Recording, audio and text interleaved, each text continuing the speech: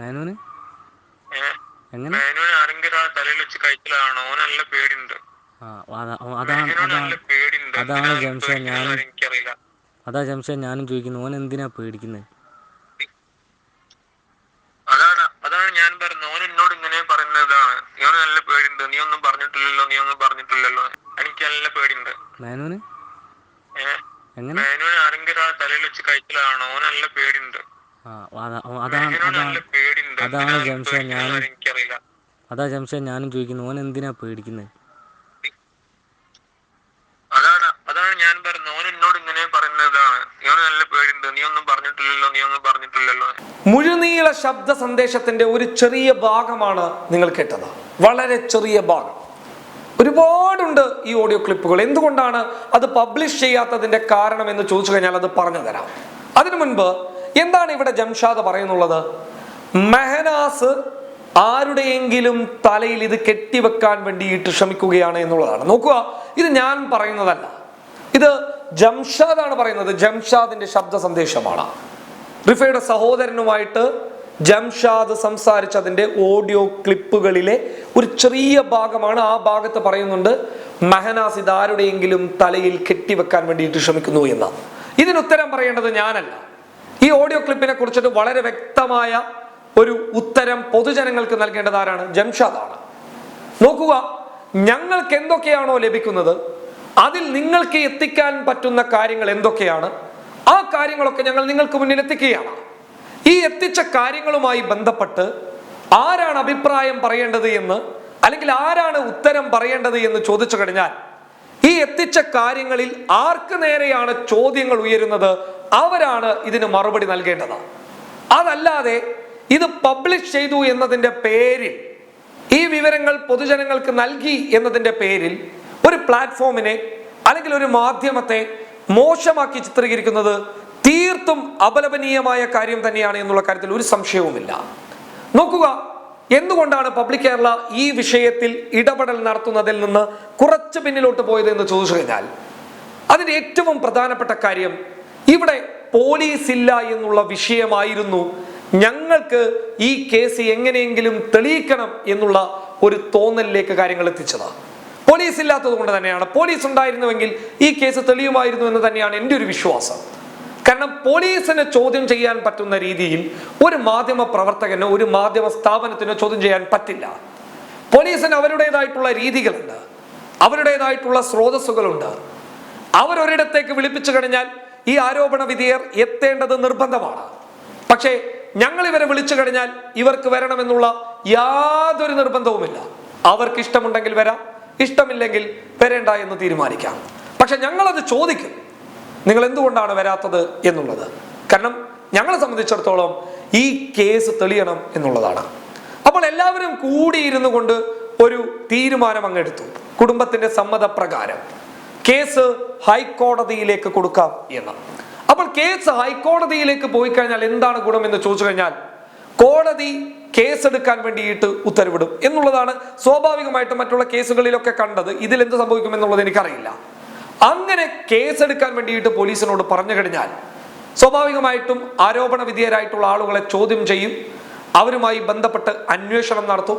അപ്പോൾ വെറും ഇത് പോലീസിൽ നിൽക്കില്ല, മറിച്ച് പോലീസിന് വളരെ വ്യക്തമായ റിപ്പോർട്ട് കോടതിയിൽ സമർപ്പിക്കേണ്ടി വരും. ആ സമർപ്പിച്ച റിപ്പോർട്ടിൽ എന്തെങ്കിലും പന്തികേടുകൾ ഉണ്ട് എങ്കിൽ നിലവിൽ ഇങ്ങനെയൊരു കേസ് എടുക്കണമെന്ന് പറഞ്ഞ് കോടതിയെ സമീപിച്ച അഭിഭാഷകന് അതിനെ കോടതിയിൽ ചോദ്യം ചെയ്യാൻ വേണ്ടിയിട്ട് സാധിക്കും. നോക്കുക, ഇതാണ് യഥാർത്ഥ റൂട്ട് എന്നുള്ളത് കൊണ്ട് തന്നെ ഞങ്ങൾ ആ റൂട്ടിലേക്ക് ഇറങ്ങിയിരിക്കുകയാണ്. ഇവിടെ ഒരു വീഡിയോയെക്കാളും പ്രാധാന്യം റിഫയുടെ കേസ് എങ്ങനെയെങ്കിലും തെളിയുക എന്നുള്ളതാണ്.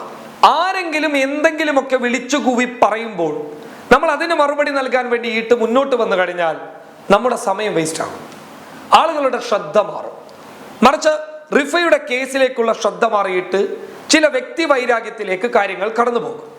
അതുകൊണ്ട് തന്നെ അത്തരത്തിലുള്ള വ്യക്തിപരമായിട്ടുള്ള ആക്രമണങ്ങൾക്ക് തൽക്കാലം തലവെച്ച് കൊടുക്കാത്തത് അതുകൊണ്ടാണ്. ചിലപ്പോൾ നാളുകളിൽ മറുപടി കൊടുത്തേക്കാം, പക്ഷെ ഇപ്പോൾ എന്തായാലും മറുപടി ഇല്ല.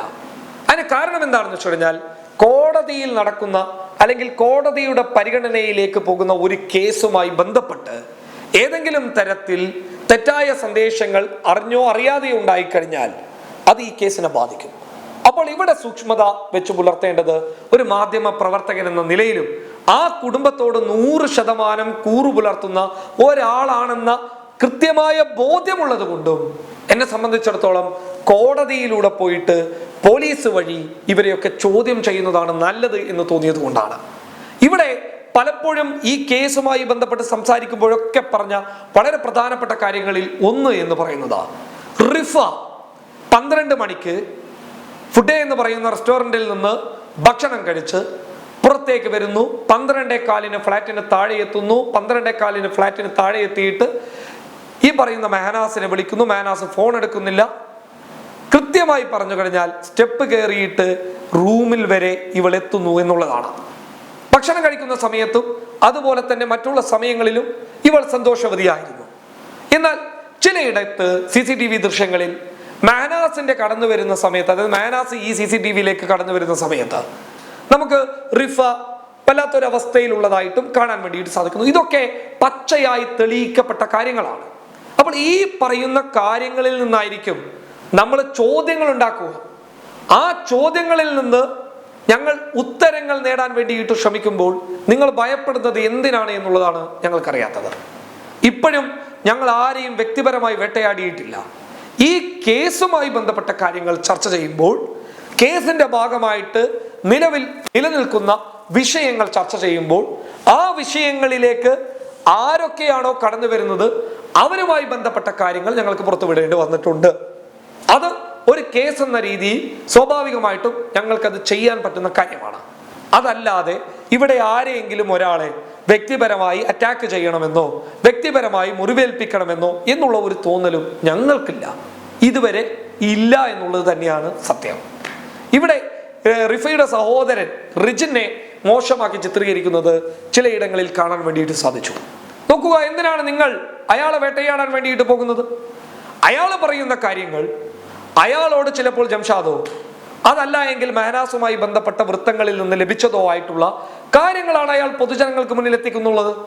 അപ്പോൾ അങ്ങനെ അയാൾ പറയുന്ന കാര്യങ്ങളിൽ അവ്യക്തമായിട്ടുള്ള എന്തെങ്കിലും ഒന്ന് ഉണ്ട് എങ്കിൽ സ്വന്തം സഹോദരിയുടെ കാര്യത്തിൽ തെറ്റായ ആരോപണങ്ങൾ ഉന്നയിക്കാൻ വേണ്ടിയിട്ട് അയാൾ തയ്യാറാകുമെന്ന് എനിക്ക് തോന്നുന്നില്ല. കാരണം അയാളെ സംബന്ധിച്ചിടത്തോളം തെറ്റായ ആരോപണം ഉന്നയിച്ച് ആരെങ്കിലും പ്രതിയാക്കണമെന്നുള്ള ഒരു ഗൂഢലക്ഷ്യവും ഉണ്ടാകരുത്, ഉണ്ടാകാൻ പാടുമില്ല, അങ്ങനെ ഉണ്ടാവുകയുമില്ല. കാരണം എന്താണെന്ന് വെച്ച് കഴിഞ്ഞാൽ അദ്ദേഹത്തിന്റെ സഹോദരിക്ക് എന്താണ് സംഭവിച്ചത് എന്നുള്ളത് അറിയേണ്ടതുണ്ട്. അങ്ങനെ ഉണ്ടാകുമ്പോൾ അദ്ദേഹം ശരിയായ റൂട്ടിലേക്ക് മാത്രം പോകാൻ ശ്രമിക്കും. ആ റൂട്ടിൽ തന്നെയാണ് അദ്ദേഹം ഉള്ളത് എന്നാണ് എനിക്ക് തോന്നിയിട്ടുള്ളത്. അയാൾ വ്യക്തിപരമായിട്ട് നിങ്ങളെ ആക്രമിച്ചിട്ടുണ്ടെങ്കിൽ അത് വ്യക്തിപരമായിട്ടുള്ള കാര്യമാണ്, ഈ കേസുമായി ബന്ധപ്പെടാത്ത കാര്യമാണ്.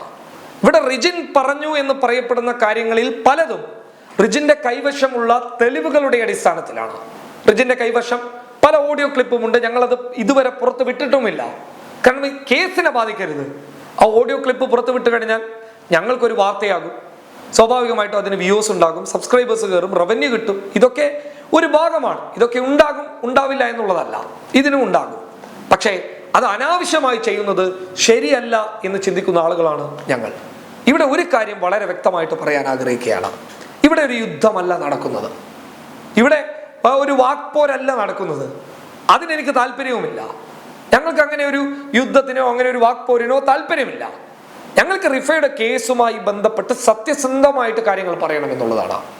നോക്കുക, മെഹനാസ് ആയാലും ജംഷാദ് ആയാലും നിലവിൽ പറഞ്ഞിട്ടുള്ളതും അതുപോലെ തന്നെ അവർ മറ്റു പലരോട് പറഞ്ഞിട്ടുള്ളതുമായിട്ട് ബന്ധപ്പെട്ട കാര്യങ്ങളിൽ ഇപ്പോഴും ഞങ്ങൾക്ക് സംശയമുണ്ട്. അതൊരു യാഥാർത്ഥ്യമാണ്. ആ സംശയത്തിന്റെ അടിസ്ഥാനത്തിൽ ജംഷാദാണ് പ്രതിയെന്നോ മെഹനാസ് ആണ് പ്രതിയെന്നോ പറയാൻ ഞങ്ങൾക്ക് പറ്റില്ല. നിയമപരമായിട്ട് അതിന് ഞങ്ങൾക്ക് അനുവാദമില്ല, അങ്ങനെ പറയുകയുമില്ല. മറിച്ച് അവരും ആരോപണ വിധേയരാണ്. ആരെപ്പോലെ എന്ന് ചോദിച്ചു കഴിഞ്ഞാൽ ബാച്ചയെ പോലെ ഒരു ആരോപണ വിധേയനാണ് ഈ രണ്ടുപേരും. അപ്പോൾ ബാച്ച, മെഹനാസ്, ജംഷാദ് ഈ 3 പേരും ആരോപണ വിധേയരായി നിൽക്കുമ്പോൾ ഈ 3 പേരിൽ നിന്നും ഞങ്ങൾക്ക് സത്യം എടുക്കേണ്ടതുണ്ട്, സത്യം തിരിച്ചറിയേണ്ടതുണ്ട്. അതിന് ഈ 3 പേരും ഒരു ടേബിളിന് മുന്നിൽ വന്നാൽ മാത്രമേ നമുക്ക് എന്തെങ്കിലും ചെയ്യാൻ വേണ്ടിയിട്ട് സാധിക്കുകയുള്ളൂ. നിങ്ങളൊരു കാര്യം മനസ്സിലാക്കുക, നമ്മൾ ഇവിടെ നിന്നൊരു കാര്യം പറയുന്നു, അതിനാലോചിച്ച് സമയമെടുത്ത് മറ്റൊരിടത്ത് നിന്ന് മറുപടി പറയുന്നു. പക്ഷെ 3 പേരും, റിജിനടക്കം 4 പേർ ഞാനടക്കം 5 പേർ ഒരു ടേബിളിന് മുന്നിൽ ഇരുന്ന് തത്സമയമോ അല്ലെങ്കിൽ അതല്ലാതെ വളരെ സെക്യൂരിറ്റിയോട് കൂടിയിട്ട് ഒരു വീഡിയോ ചെയ്തു കഴിഞ്ഞാൽ അവിടെ വെച്ച് പറയുന്ന കാര്യങ്ങളിൽ വ്യക്തതയുണ്ടാകും. കാരണം ഈ 3 പേരും ഒത്തുചേരുമ്പോൾ, ഈ 3 പേർക്കും അറിയാവുന്ന കാര്യങ്ങൾ പറയുമ്പോൾ, റിജിനടക്കം ബോധ്യമുള്ള കാര്യങ്ങൾ പറയുമ്പോൾ അതിൽ നിന്ന് കൃത്യമായ ഒരു നിഗമനത്തിലേക്ക് നമുക്ക് എത്താൻ വേണ്ടിയിട്ട് സാധിക്കും. ഞാൻ മെഹനാസിനോട് പറയുന്നത്, മെഹനാസെ, നിങ്ങൾക്ക് എനിക്കെതിരെ എന്തെങ്കിലും പറയാനുണ്ട് എങ്കിൽ ഫേസ് ടു ഫേസ്, നേർക്ക് നേർ, ഞാൻ നിങ്ങളെ വെല്ലുവിളിക്കുകയൊന്നുമല്ല, മറിച്ച് നിങ്ങൾക്കത് ചെയ്യാം. നമുക്കൊരു 2 ചെയർ ഇട്ട് അപ്പുറം ഇപ്പുറം ഇരുന്ന് ഈ കേസുമായി ബന്ധപ്പെട്ട കാര്യങ്ങൾ ഡിസ്കസ് ചെയ്യാം. നിങ്ങൾക്ക് ഞാൻ ചെയ്തതായിട്ട് പറയപ്പെടുന്ന കാര്യങ്ങളിൽ അവ്യക്തതയുണ്ട് എങ്കിൽ, അല്ലെങ്കിൽ അതിൽ സംശയമുണ്ട് എങ്കിൽ നിങ്ങൾക്ക് എന്നോട് നേരിട്ട് ചോദിക്കാം. അതിലാണ് ഒരു വ്യക്തതയുള്ളത്. നിങ്ങൾ ഒരു കോണിൽ നിന്ന് ഈ പറയുന്ന കാര്യങ്ങൾ ആവർത്തിച്ച് പറഞ്ഞു കഴിഞ്ഞാൽ അതിന് ഞാൻ മറുപടി തരും, വീണ്ടും നിങ്ങൾക്ക് മറുപടി തരേണ്ടി വരും, വീണ്ടും ഞാൻ അതിന് മറുപടി തരും. അങ്ങനെ ഇതൊരു പരമ്പര പോലെ നീണ്ടുപോകും. മറിച്ച് നേർക്ക് നേരിരുന്ന് നിങ്ങൾ എനിക്കെതിരെ ഉന്നയിച്ച ആരോപണങ്ങൾ, എനിക്കെതിരെ പറഞ്ഞ കാര്യങ്ങൾ നേർക്ക് നേരിരുന്ന് സംസാരിച്ചു കഴിഞ്ഞാൽ അതിൽ ജനങ്ങൾക്ക് ആരുടെ ഭാഗത്താണ് കാര്യങ്ങൾ ശരിയെന്ന് ബോധ്യമാകാൻ വേണ്ടിയിട്ട് സാധിക്കും. അവിടെയാണ് നമ്മൾ എന്ത് ചെയ്യുന്നത്, നീതി പുലർത്തുന്നുള്ളത്. അതല്ലാതെ മറ്റൊരു ചാനലിൽ ഈ നുണപരിശോധനയുടെ കാര്യമൊക്കെ വളരെ രസകരമായ സംഭവമാണ്. കാരണം നുണപരിശോധന മറ്റുള്ള കാര്യങ്ങളൊക്കെ കോടതിയുടെ സെക്കൻഡ് എവിഡൻസിന്റെ ഭാഗമായിട്ട് വരുന്ന കാര്യങ്ങളാണ്. അതൊന്നും ഒരിക്കലും അതാണ് ശരി എന്നുള്ളതൊന്നുമല്ല. കോടതിയുടെ സെക്കൻഡ് എവിഡൻസിന്റെ ഭാഗമായിട്ട് വരുന്ന കാര്യങ്ങൾ, ഓഡിയോ ക്ലിപ്പ് പോലെ, വീഡിയോ ക്ലിപ്പ് പോലെയുള്ള ഒരു കാര്യം എന്നുള്ളതാണ് എനിക്കറിയാൻ വേണ്ടിയിട്ട് പറ്റിയിട്ടുള്ളത്. അപ്പോൾ അങ്ങനെ നോക്കുമ്പോൾ ഇവിടെ വളരെ വ്യക്തമായി കോടതിയിലേക്ക് കുടുംബം പോയിട്ടുണ്ട്. ആ കോടതിയിൽ പോയിട്ടുള്ള കാര്യങ്ങളിൽ എന്ത് സംഭവിക്കുന്നു എന്നുള്ളത് നോക്കിയിട്ടേ നമുക്ക് എന്തെങ്കിലും ഒരു ഇടപെടൽ നടത്താൻ വേണ്ടിയിട്ട് സാധിക്കത്തുള്ളൂ. അപ്പോൾ കോടതിയുടെ പരിഗണനയിലുള്ള വിഷയത്തിൽ ഏതെങ്കിലും രീതിയിൽ തെറ്റായ പ്രചരണങ്ങൾ നടത്തിക്കഴിഞ്ഞാൽ അത് വലിയ രീതിയിലുള്ള പ്രത്യാഘാതങ്ങൾ സൃഷ്ടിക്കും. കാരണം കോടതി അലക്ഷ്യ നടപടിയിലേക്ക് കാര്യങ്ങൾ പോവുകയും ആ കേസുമായി ബന്ധപ്പെട്ടിട്ട് നിങ്ങൾക്കെതിരെ കേസ് ഉണ്ടാവുകയും ചെയ്യും, നിങ്ങൾക്കെതിരെ അതുമായി ബന്ധപ്പെട്ടിട്ട് നടപടി ഉണ്ടാവുകയും ചെയ്യും. അതിനാൽ തന്നെ അത്തരം തെറ്റായ രീതികളിലേക്ക് പബ്ലിക് കേരള പോവുകയില്ല. ആരെന്ത് പറഞ്ഞു കഴിഞ്ഞാലും ഞങ്ങൾ കൃത്യമായി ഈ കേസിന്റെ പിന്നിലുണ്ട്. അത് കുടുംബവുമായി സഹകരിച്ചുകൊണ്ട് വളരെ നല്ല രീതിയിൽ തന്നെ കുടുംബത്തോടൊപ്പം നിൽക്കുന്ന മാധ്യമങ്ങളായാലും അത് തന്നെയാണ് ഉദ്ദേശിക്കുന്നുള്ളത്. അതല്ലാതെ മെഹനാസിനെയോ ജംഷാദിനെയോ വ്യക്തിപരമായി ആക്രമിക്കാൻ ഞങ്ങൾക്കൊരു താല്പര്യവുമില്ല. കേസുമായി ബന്ധപ്പെട്ട ആരോപണങ്ങൾ അവരോട് ചോദിക്കേണ്ടി വരും, അത് സ്വാഭാവികമാണ്. News desk public Kerala.